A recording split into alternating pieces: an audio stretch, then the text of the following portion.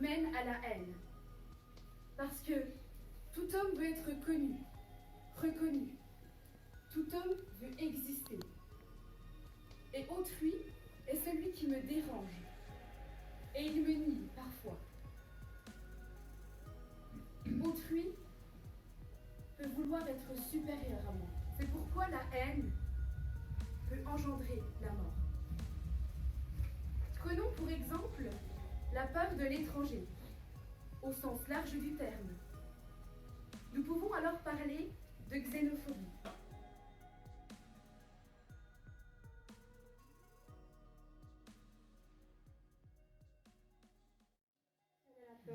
La peur mène à la haine, et la haine mène à la violence.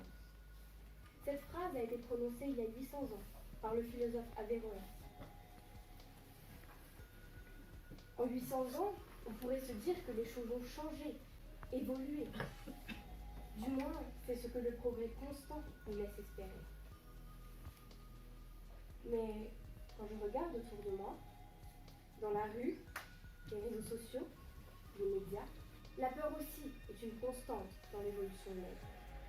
Il y a 800 ans, nous avons peur de la grippe, cette maladie qui tue comme on respire, dont on ne connaît rien.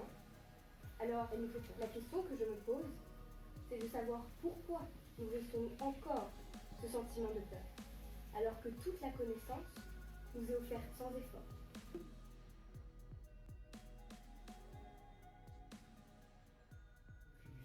Vous, membres du jury, cher public, pour allier ce nombre à un fait passé sous silence à vos écoutilles. 130% correspond à l'augmentation des actes xénophobes recensés en France sur l'année 2018 d'après le Figaro. Et alors, me direz-vous, tu t'égares Arthur, ne fais pas parler les chiffres.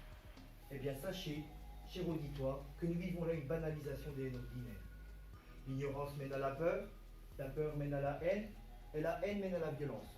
Telle est la citation d'un célèbre philosophe arabe Averroès prononcée il y a 800 ans.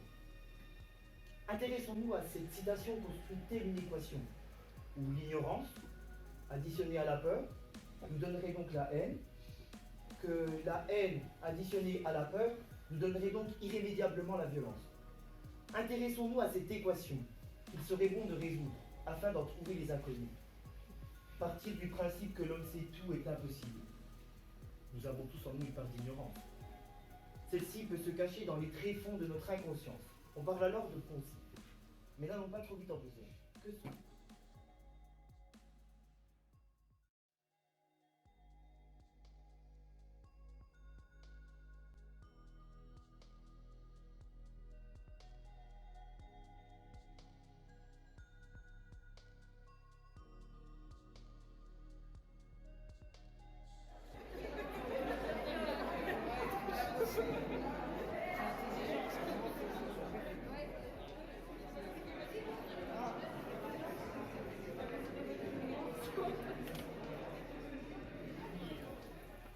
hésiter entre des candidats également talentueux et c'est pour moi un plaisir et une grande joie de voir se dessiner des talents multiples, chaque fois intéressants, avec des images et une culture différente, mais qui nous ont obligés à véritablement compter les points de très près pour pouvoir savoir qui nous allions mettre en premier.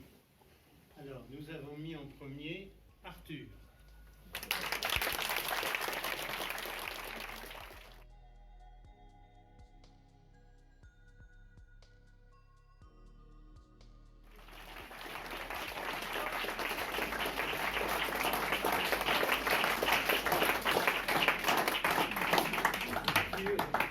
Tu vas participer, mets-toi là que je te vois. Tu vas participer à la compétition au niveau régional et peut-être au niveau district. Alors, une chose, tu penses en notes. Hein?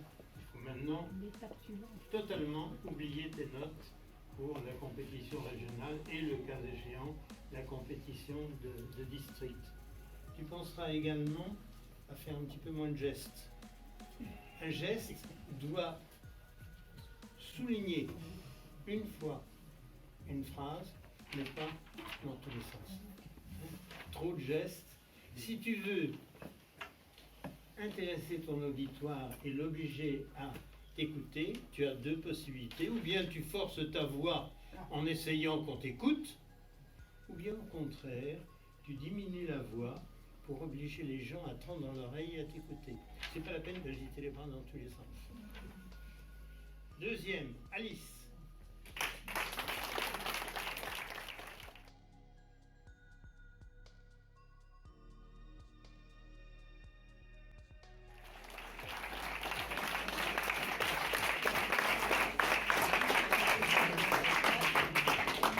Alice, c'était également très bien. On est persuadé que tu vas concourir à nouveau et que, instruite par ce que tu as fait, même chose, pas de notes, hein, instruite par ce que tu as fait devant nous aujourd'hui, tu vas certainement gagner le premier prix la prochaine fois. J'en suis persuadé. Troisième, Elsa.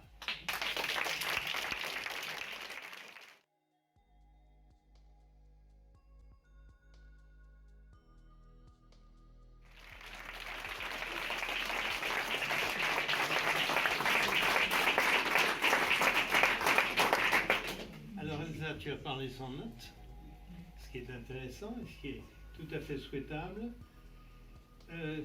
Tu t'es un petit peu enfermé dans tes images et dans tes comparaisons. Hein. On aurait aimé que tu aies une ligne directrice un petit peu plus ferme dans ton raisonnement, mais tu vois que c'était quand même très bien. Les deux autres n'ont absolument pas démérité, mais on distribue 3 prix, pas 5, on le regrette, mais les deux autres ont fait quelque chose qui correspondait tout à fait à ce qu'on pouvait souhaiter. Ce que je veux dire, c'est que je suis, quant à moi, comme enseignant, tout à fait fasciné par le fait que les jeunes gens de votre âge se plient à cet exercice difficile, un peu paniquant, de parler devant une assistance nombreuse d'amis ou de connaissances. Et je crois que ça donne bon espoir finalement pour la jeunesse française. Merci. Merci d'avoir tous participé, c'était très intéressant et très bon à entendre.